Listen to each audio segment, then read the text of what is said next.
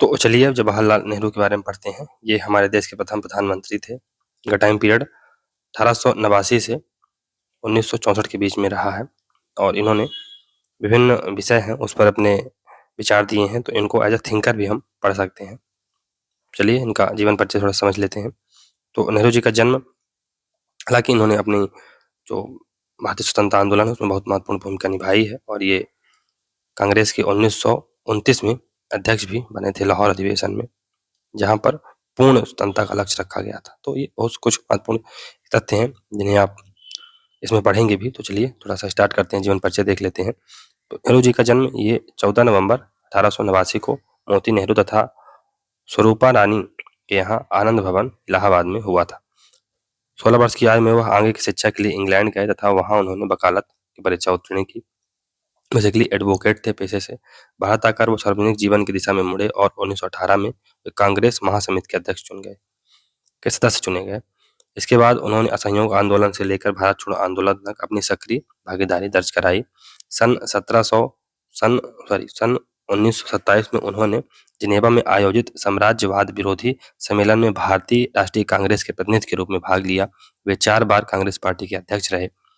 भारत की विधानसभा में जवाहरलाल नेहरू ने ही नए भारत के लिए संविधान बनाने के उद्देश्य प्रस्ताव यानी ऑब्जेक्टिव रेजोल्यूशन 13 दिसंबर 1946 को पेश किया था। स्वतंत्र भारत के वे पहले प्रधानमंत्री थे तथा अपने जीवन के अंतिम क्षण तक इसी पद पर रहे। 1962 का जो चीन का युद्ध हुआ था इन्हीं के शासनकाल में हुआ था। जवाहरलाल नेहरू आधुनिक भारत के सर्वाधिक प्रभावशाली राजनेताओं में से एक थे। नेहरू ने भारत की सामाजिक, आर्थिक व राजनीतिक चिंतन प्रक्रिया व कार्यक्रमों को गहरे रूप से प्रभावित किया। प्रखर अंतर्राष्ट्रीयवादी होने के बावजूद नेहरू की मान्यता थी कि राष्ट्रवाद व अंतर्राष्ट्रीयवाद की धाराएं परस्पर सौहार्द ढंग से मिश्रित हैं। नेहरू ने सहिष्णुता और संश्लेषण की परंपरा में से समकालीन धर्मनिरपेक्षता के राजनीतिक प्रतिमानों को प्राप्त किया। नेहरू के दृष्टिकोण में लोकतंत्र, समाजवाद तथा धर्मनिरपेक्षता आपस में घनिष्ठ रूप से जुड़े हुए हैं तथा वे संयुक्त रूप से एक ऐसे मजबूत भारत की नींव रखेंगे जो भारत की महत्ता और उसके व्यक्तित्व के संपूर्ण विकास पर आधारित हो, जिसमें गरीबों व दलितों के जीवन स्तर में सुधार दिखाई दे। फिर जो रविन्द्रनाथ टैगोर हैं उनके शब्दों में भारत के ऋतुराज तथा आचार्य नरेंद्र देव के शब्दों में के लिए लोकतांत्रिक समाजवाद के प्रतीक हैं। टेनिसन के अनुसार नेहरू ने न केवल भारत को स्वतंत्र कराया अपितु आने वाले वर्षों में भारत का मार्ग भी निर्धारित किया, भारत की एक दिशा तय की। और ये नेहरू जैसा नेता ही था जिसका विजन था कि भारत आज तक जो जिस प्रकार से हॉब्सन जैसे थिंकर ने भविष्यवाणी की थी कि आने वाले वर्षों में भारत जो अन्य जिस प्रकार से थर्ड वर्ल्ड के नेशन हैं कोलैप्स हो गए, एज अ डेमोक्रेसी भारत भी कोलैप्स हो जाएगा, लेकिन ये नेहरू जी का विजन ही था कि भारत आज भी एज अ डेमोक्रेटिक कंट्री कायम है। सन 1945 में शिमला सम्मेलन में भाग लिया तथा आजाद हिंद फौज के सैनिकों की कार्यवाही हेतु या रिहाई हेतु कार्य भी किया था। मोतीलाल नेहरू के इस पुत्र का जन्म इलाहाबाद के आनंद भवन में बीता। शिक्षा इंग्लैंड के प्रसिद्ध हिंदी स्कूल और कैम्ब्रिज विश्वविद्यालय में हुई। फिर 1936 में नेहरू ने संविधान सभा की मांग उठाते हुए कहा कि हमारी राजनीतिक और सांप्रदायिक समस्याओं का एकमात्र समाधान यही संविधान सभा होगी। क्यों? क्योंकि हमारे द्वारा बनाई होगी और हम ही निर्धारित करेंगे कि अब से कैसे कानून बनेंगे, क्या होगा हमारे लिए। शर्त यह है कि यह वयस्क मताधिकार की विधि से लोकतांत्रिक आधार पर निर्वाचित हो। अहमदनगर किले में डिस्कवरी ऑफ इंडिया पुस्तक लिखी जो अहमदनगर के कैदियों को समर्पित है। मृत्यु के समय इनके टेबल पर रॉबर्ट फ्रॉस्ट की कविता the woods are lovely dark and deep की पंक्तियां थी। असहयोग आंदोलन के दौरान लखनऊ जेल, सविनय के समय इलाहाबाद की नैनी जेल तथा भारत छोड़ो आंदोलन के समय अहमदनगर किले में ये रहे थे। तो असहयोग आंदोलन के समय लखनऊ जेल, सविनय आंदोलन के समय इलाहाबाद की नैनी जेल और भारत छोड़ो आंदोलन के समय अहमदनगर किले में रहे थे। 1934-35 में अल्मोड़ा जेल में नेहरू ने ऑटोबायोग्राफी नाम से अपनी आत्मकथा लिखी जो 1936 में प्रकाशित हुई, जिसका नाम था टुवार्ड्स फ्रीडम।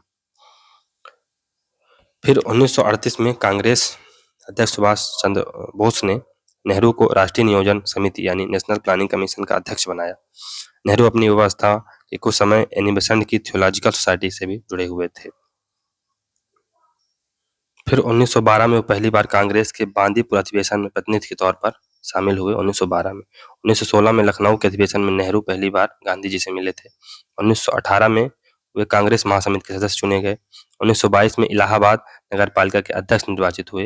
1922 से 1925 तक कार्यरत रहे। फिर नेहरू ने नेहरू ने 1927 में भारतीय राष्ट्रीय कांग्रेस के प्रतिनिधि के तौर पर जिनेवा में आयोजित साम्राज्यवाद विरोधी सम्मेलन में भाग लिया तथा वे इस सम्मेलन के सह अध्यक्ष भी चुने गए थे।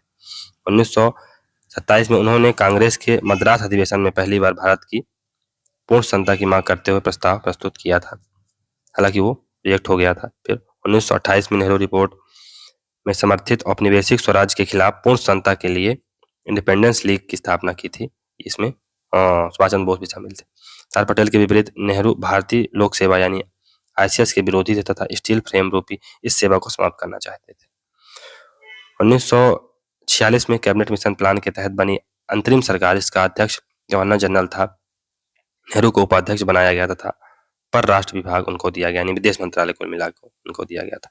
1947 से युद्ध पर्यंत नेहरू भारत के प्रधानमंत्री व विदेश मंत्री रहे। वे पंचशील समझौता जो कि 1954 में हुआ था, गुटनिरपेक्षता के मुख्य रणनीतिकार थे। गुटनिरपेक्षता वाली विदेश नीति के संदर्भ में उन्होंने कहा है कि आमतौर पर हमारी नीति ताकत की राजनीति से अपने को अलग रखने तथा महाशक्तियों के एक खेमे के विरुद्ध दूसरे खेमे में शामिल न होने की है। यानी कुल मिला के नैम एक अलग गुट बनेगा जो कि दोनों से बीच बीच में समर्थन या उनका विरोध करता रहेगा। 13 दिसंबर 1946 को नेहरू ने संविधान सभा में उद्देश्य प्रस्ताव रखा जो संविधान की प्रस्तावना का पूरक था। 15 अगस्त 1947 के संविधान सभा में मध्यरात्रि को दिया उनका भाषण भाग्य बधू के साथ चिरपरिचित मुलाकात, ट्राइस्ट विथ डेस्टिनी, अत्यंत प्रसिद्ध है। When world will sleep, India is awaking, ऐसा कुछ उन्होंने बोला था। 1950 में जब नेहरू ने कार्यपालिका आदेशों द्वारा योजना आयोग बनाया, तत्कालिक वित्त मंत्री जॉन मथाई ने इसे समानांतर मंत्रिमंडल कहकर त्यागपत्र दे दिया था। नेहरू ने अपने एक भाषण में कहा है कि जिन 3 व्यक्तियों ने मेरे जीवन में मुझे सबसे अधिक प्रभावित किया है उनमें मेरे पिता मोतीलाल नेहरू, गांधी जी व रविन्द्रनाथ टैगोर हैं। 1952 में ग्रामीण विकास में जन भागीदारी बढ़ाने हेतु सामुदायिक विकास कार्यक्रम यानी कम्युनिटी डेवलपमेंट प्रोग्राम इन्होंने चलाया था। फिर 1955 में नेहरू को भारत रत्न से सम्मानित किया गया। गांधी की नीतियों के विपरीत नेहरू ने द्वितीय पंचवर्षीय योजना में, जो कि 1967 से 62 के बीच में रही, में सार्वजनिक क्षेत्र में भारी उद्योगों को बढ़ावा देने के लिए महानलोबिस मॉडल को अपनाया था, जिसपे जो बिग इंडस्ट्रीज थी उन्हें भारत का प्राण बताया गया था। गांधी जी अपने शिष्य के लिए कहा करते थे कि वे नितांत उज्जवल हैं, उनकी सच्चाई संदेह से परे है, राष्ट्र उनके हाथों में सुरक्षित है, ऐसा बोला करते थे नेहरू जी के बारे में गांधी जी। नेहरू द्वारा कांग्रेस की अध्यक्षता तो 1929 में लाहौर अधिवेशन हुआ। रावी नदी के तट पर हुए इस अधिवेशन में पूर्ण स्वराज का प्रस्ताव पारित किया गया तथा इसी अधिवेशन में नेहरू ने अपने समाजवादी विचारों को व्यक्त किया था। 1936 में लाहौर अधिवेशन में भी इसके अध्यक्ष फिर से रहे वो। 1937 में फैजापुर के बंगाल अधिवेशन में, जो एक गांव में हुआ था, के अध्यक्ष रहे। फिर 1948 में भी बने पर 1 महीने बाद अंतरिम सरकार में उपाध्यक्ष बन गए, अतः इस्तीफा दे दिया। संता के बाद भी नेहरू 1951 से 54 तक कांग्रेस के 3 साल तक अध्यक्ष रहे थे। गांधी जी ने सिर्फ एक बार 1924 में बेलगांव सम्मेलन की अध्यक्षता की थी और वहीं पर वो कांग्रेस के अध्यक्ष एक बार ही चुने गए थे। अब नेहरू की प्रमुख रचनाएं देख लेते हैं। तो सोवियत रूस, ये 1928 इनकी एक रचना है, 1927 में रूस की यात्रा के बाद लिखी। फिर letters from a father to her daughter, ये 1929 में बुक आती है। Letters from a father to her daughter. Glimpses of world history, ये 1934 में आती है। Glimpses of world history. An autobiography 1936 में आती है। टुवर्ड्स फ्रीडम 1936 में आती है। इंडिया एंड द वर्ल्ड 1936 में आती है ये भी। द यूनिटी ऑफ इंडिया 1941 में। डिस्कवरी ऑफ इंडिया 1946 में, भारत एक खोज। अ बंच ऑफ लेटर्स 1958 में। और अदर बुक्स, ये visit to America, letters to his sister 1963 में आती है। और इंडिपेंडेंस एंड आफ्टर, ये इनकी कुछ महत्वपूर्ण पुस्तकें हैं। नेहरू पर लिखी गई पुस्तकें ये देख लेते हैं। तो पहली पुस्तक है Nehru colon Motilal and Jawaharlal, B.R. Nanda ने लिखा। फिर नेहरू डायनेस्टी, ये के एन राव ने लिखा। फिर सच थरूर की भी एक महत्वपूर्ण पुस्तक है नेहरू के ऊपर, Nehru the invention of India. और ये स्त्री पुरदमन सिंह और आदिल हुसैन की पुस्तक है Nehru the debates that defined India. फिर माइकल ब्रेसर की पुस्तक है नेहरू अ पॉलिटिकल बायोग्राफी। और एम.जे. अकबर की पुस्तक है Nehru the making of India. Nehru का वैज्ञानिक व तार्किक स्वभाव। तो नेहरू आधुनिकीकरण, विज्ञान व प्रौद्योगिकी तथा वैज्ञानिक दृष्टिकोण के समर्थक थे। धर्म व ईश्वर के मामले में अज्ञेयवादी थे। यानी है भी नहीं है। राजनीति मुझे अर्थशास्त्र में लाई, अर्थशास्त्र विज्ञान ने मुझे गरीबी, भूखमरी, अंधविश्वास, रूढ़िवाद के खिलाफ वैज्ञानिक दृष्टिकोण दिया। ऐसा नेहरू जी बोलते हैं। नेहरू केवल विज्ञान ही इस देश की समस्या को सुलझा सकता है। भूख और गरीबी, अस्वच्छता और निरक्षरता, अंधविश्वास और जानलेवा रीति रिवाज, विशाल संसाधनों की बर्बादी, भविष्य विज्ञान का और विज्ञान से मैत्री करने वालों का है। फिर नेहरू बुद्धिवादी व यथार्थवादी थे। हालांकि आइडियलिस्ट थे, यथार्थवादी तो इतने थे नहीं, पर ठीक है, चलिए देखते हैं इसमें। जीवन के प्रति संशयवादी दृष्टिकोण के कारण वे ईश्वर व ब्रह्मा जैसी आध्यात्मिक धारणाओं में विश्वास नहीं रखते थे। उनका दृष्टिकोण वैज्ञानिक था, इस कारण वे प्रत्येक घटना या परिस्थिति की कार्य कारण के आधार पर व्याख्या करना उचित मानते थे। वे वैज्ञानिक चिंतन को पारलौकिक चिंतन से अधिक श्रेष्ठ मानते थे। उनका दृष्टिकोण वैज्ञानिक व बुद्धिवादी था, लेकिन वे पूरी तरह भौतिकवादी नहीं थे। वे न तो मार्क्स की भांति नितांत भौतिकवादी थे और न ही गांधी की भांति गांधी की तरह अध्यात्मवाद से अभिभूत थे। वो वस्तुतः आस्तिक व नास्तिक इन दोनों वर्गीकरण से परे थे। वो अध्यात्मवाद के प्रति उदासीन तो थे ही, किंतु आध्यात्मिक धारणाओं के प्रति उनके मन में विरोध भाव नहीं था। वे संस्थागत धर्म से सदा दूर रहे। नेहरू मूलतः धर्मनिरपेक्षतावादी थे, सेकुलर व्यक्ति थे। वे गांधी की तरह धर्म व राजनीति के मिलान के पक्ष में नहीं थे। नेहरू हिंदू व मुस्लिम संप्रदायवाद व धार्मिक आधार पर राजनीतिक दल निर्माण के कट्टर विरोधी थे। इसलिए उन्होंने हिंदू सभा, आरएसएस, अकाली दल, मुस्लिम लीग की हमेशा आलोचना की। नेहरू की धर्मनिरपेक्षता यूरोप की तरह धर्म व राजनीति के पूर्ण पृथक्करण की हिमायती नहीं थी, बल्कि सकारात्मक हस्तक्षेप की थी। यानी अगर धर्म में कुछ कुरीतियां हैं तो सरकार उन्हें चेंज भी कर सकती है। नेहरू के अनुसार धर्मनिरपेक्षता का तात्पर्य धर्म के विरुद्ध होना नहीं है, बल्कि प्रत्येक व्यक्ति को धार्मिक व अंतःकरण की स्वतंत्रता तथा राज्य का अपना कोई धर्म न हो, बल्कि राज्य सभी धर्मों का समान महत्व दे, ऐसी बातें ये करते थे। वही जो आर्टिकल 15 से 28 में दिया गया है, 29-30 में दिया गया। फिर नेहरू की धर्मनिरपेक्षता पर सरदार पटेल की प्रसिद्ध व्यंग्योक्ति है कि भारत में एक ही राष्ट्रीय मुस्लिम है और वह है नेहरू। तो ये धर्मनिरपेक्षता इतना पालन करते थे नेहरू जी। तो इसमें सरदार पटेल ने व्यंग किया है कि भारत में एक ही राष्ट्रीय मुस्लिम है और वह है नेहरू। वैज्ञानिक मानवतावाद, तो नेहरू का वैज्ञानिक मानवतावाद वैज्ञानिक आयाम यानी मार्क्स तथा आध्यात्मिक आयाम गांधी का मिश्रण है। तो ये जो वैज्ञानिक मानवतावाद है, ये मार्क्स प्लस गांधी को मिलाकर बना है नेहरू का। वसुधैव कुटुंबकम व मानव कल्याण के लिए तार्किक व वैज्ञानिक दृष्टिकोण के साथ साथ आध्यात्मिक दृष्टिकोण को मिलाता है। वे परंपरागत अर्थ में व्यक्तिवादी तो नहीं थे, किंतु व्यक्ति उनके चिंतन का केंद्रीय तत्व था। वो मूलतः मानवतावादी थे, इसलिए ह्यूमन तो सेंटर में रहेगा ही। अर्थात समाज की मूल इकाई मनुष्य है। मनुष्य ही सत्ता की वास्तविकता है। मनुष्य की सत्ता ही वास्तविकता है। हम ईश्वर की सत्ता से तो इनकार कर सकते हैं, किंतु मनुष्य की सत्ता तो से नहीं। वे व्यक्ति को साध या शेष सभी को साधन मानते थे। व्यक्ति को साध तथा शेष सभी को साधन मानते थे, चाहे वह राज्य हो या राष्ट्र। तो सभी साधन हैं, सभी टूल्स हैं। साध्य क्या है? मनुष्य है। यही बात कांट करता है। तो ये कांट से कहीं ना कहीं बातें मिलती जुलती हैं। पारलौकिक सुखों की चिंता न करके इसी जीवन को श्रेष्ठ बनाना नेहरू के जीवन आदर्श का मूल आधार था। केपी करुणाकरण क्या कहते हैं कि उन्होंने मानवतावाद का झंडा ऊंचा किया। नेहरू टैगोर को महान मानवतावादी मानते थे। टैगोर की मानव के प्रति आस्था ने उन्हें अभिभूत कर लिया था। उन्होंने अपने ग्रंथ द डिस्कवरी ऑफ इंडिया में टैगोर के इस संदेश की कि मैं ईश्वर में विश्वास खो सकता हूं, किंतु मनुष्य में विश्वास खो देने का घोर पाप कभी नहीं करूंगा, प्रशंसापूर्वक उद्धृत किया है।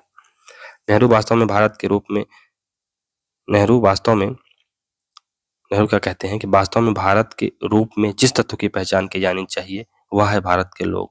इसलिए हमारे संविधान का प्रस्तावना है, उसमें हम भारत के लोगों का वर्णन किया गया। भारत माता दरअसल यह करोड़ों लोग हैं और भारत माता की जैसे तात्पर्य इन लोगों की जय है। मैं लोगों से कहता हूं कि तुम इस भारत माता के अंश हो तथा इस तरह से तुम ही भारत माता हो, यानी भारत के लोग ही भारत माता है। मनुष्य के प्रति नेहरू की आस्था के दो स्वाभाविक आयाम थे। पहले, वे समस्त संस्थाओं के औचित्य का केवल एक आधार स्वीकार करते थे कि वे मानव कल्याण के प्रति समर्पित हो। दूसरा, एक न्यायनिष्ठ सामाजिक व्यवस्था तथा एक शांतिपूर्ण अंतर्राष्ट्रीय व्यवस्था की स्थापना राज्य तथा अन्य दमनकारी संस्थाओं के बाध्यकारी नियंत्रण द्वारा नहीं, अपितु मानव में अंतर्निहित उदात्त शेषताओं और समन्वयवादी प्रवृत्तियों में आस्था रखकर ही की जा सकती है। नेहरू के राजनीतिक विचार, तो प्रबुद्ध व सकारात्मक राष्ट्रवाद की बात करते हैं तो नेहरू नेहरू सच्चे राष्ट्रवादी थे, पर उनका राष्ट्रवाद संकीर्ण या हर धर्मी किस्म का राष्ट्रवाद नहीं था, जैसा कि हिटलर व मुसोलिनी का था, क्योंकि ऐसा अंधराष्ट्रवाद, साम्राज्यवाद, उपनिवेशवाद और विस्तारवाद को बढ़ावा देता है, जबकि नेहरू जी इन सभी का विरोध करते थे। राष्ट्रवाद अनिवार्यतः भावना विरोधी और यह अन्य राष्ट्रवादी समूहों के विरुद्ध घृणा व क्रोध से फलता फूलता है, ऐसा नेहरू जी मानते थे। नेहरू का राष्ट्रवाद सकारात्मक है नकारात्मक नहीं है। तो सकारात्मक राष्ट्रवाद को प्रबुद्ध या रचनात्मक राष्ट्रवाद कहा जाता है।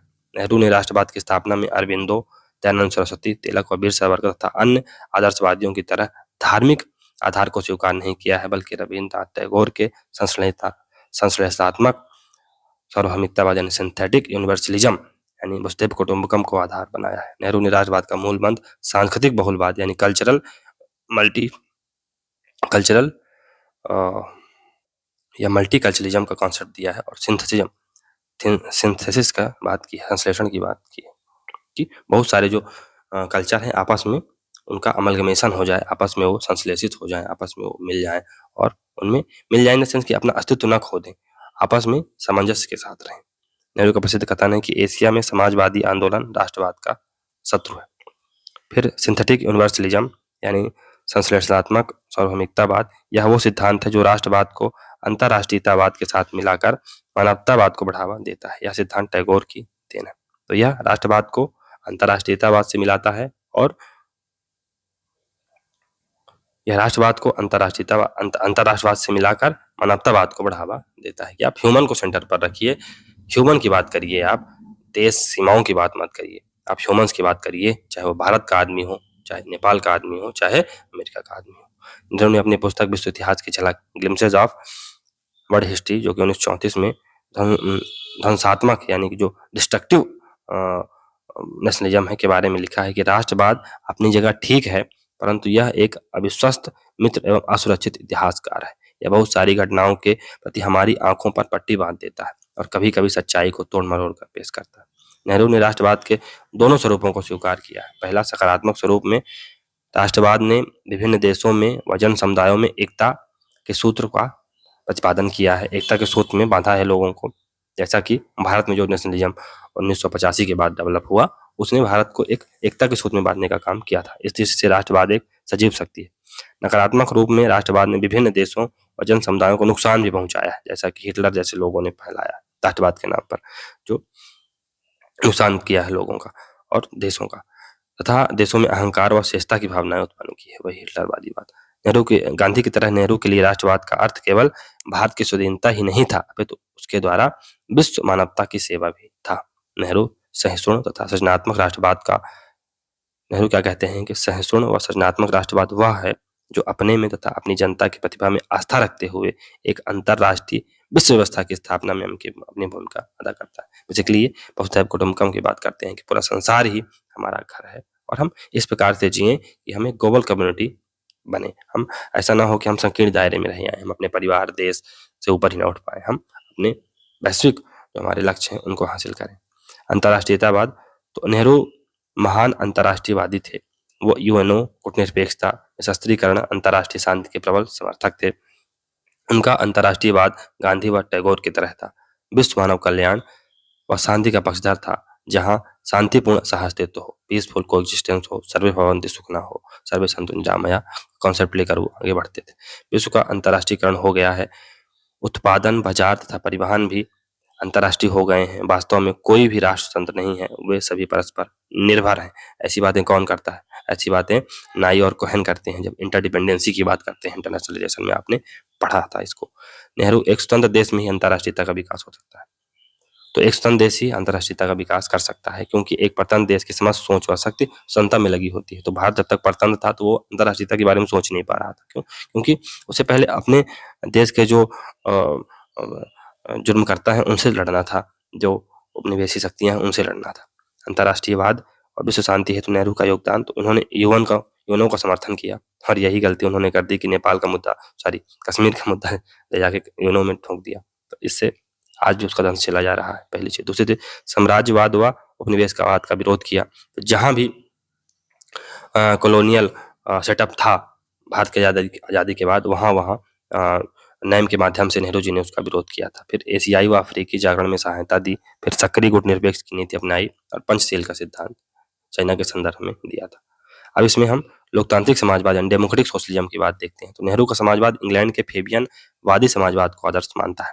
अब हमने एक जगह पढ़ा भी था कि ये जो एनी बेसेंट थी उनके होम रूल लीग से भी जुड़े हुए थे, या काइंड ऑफ उनके संगठन से ये जुड़े हुए थे, या उनका समर्थन ये कहीं ना कहीं करते थे। तो यही है।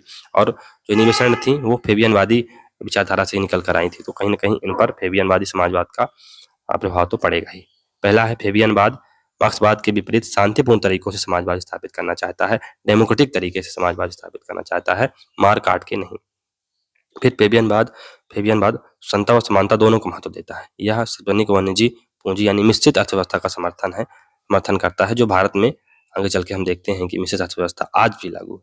नेहरू जिन्हें भारतीय फेबियनवादी कहा जाता है, लास्की से अत्यंत प्रभावित थे। उन्होंने सोवियत संघ से नियोजित अर्थव्यवस्था यानी प्लान्ड इकोनॉमी, पंचवर्षीय योजनाएं, 5 ईयर प्लानिंग व सार्वजनिक क्षेत्र में औद्योगिकीकरण तथा समानता ली, जबकि पूंजीवाद से स्वतंत्रता, लोकतंत्र व निजी पूंजी का अस्तित्व लिया तथा लोक कल्याणकारी व लोकतांत्रिक समाजवाद का भवन खड़ा किया। उनका समाजवाद अर्ध उदारवादी, अर्ध समाजवादी यानी सेमी लिबरल, सेमी सोशलिस्ट है। ना तो पूरी तरह लिबरल है, ना तो पूरी तरह समाजवादी। दोनों के गुण इसमें पाए जाते हैं।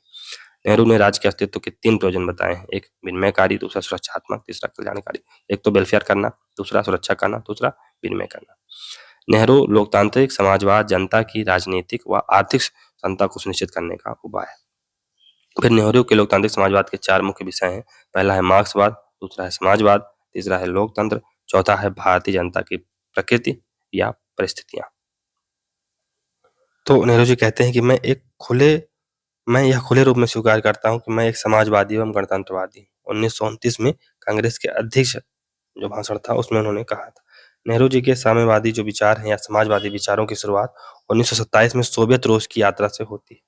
सोवियत रसिया 1928 पुस्तक में उन्होंने कहा है कि आम विश्व को जिन समस्याओं का सामना करना पड़ रहा है उनका समाधान ढूंढ निकालने में रूस के उदाहरण से सहायता मिल सकती है। आचार्य नरेंद्र देव ने उन्हें मार्क्स से प्रभावित समाजवादी बताया है। 1930 में कांग्रेस के अध्यक्षीय भाषण में उन्होंने कहा कि मेरा यकीन है कि दुनिया की और हिंदुस्तान की समस्या का एक ही हल है और वह है समाजवाद। नेहरू वोट की अपेक्षा रोटी ज्यादा जरूरी है, अर्थात राजनीतिक लोकतंत्र के साथ साथ आर्थिक लोकतंत्र भी जरूरी है।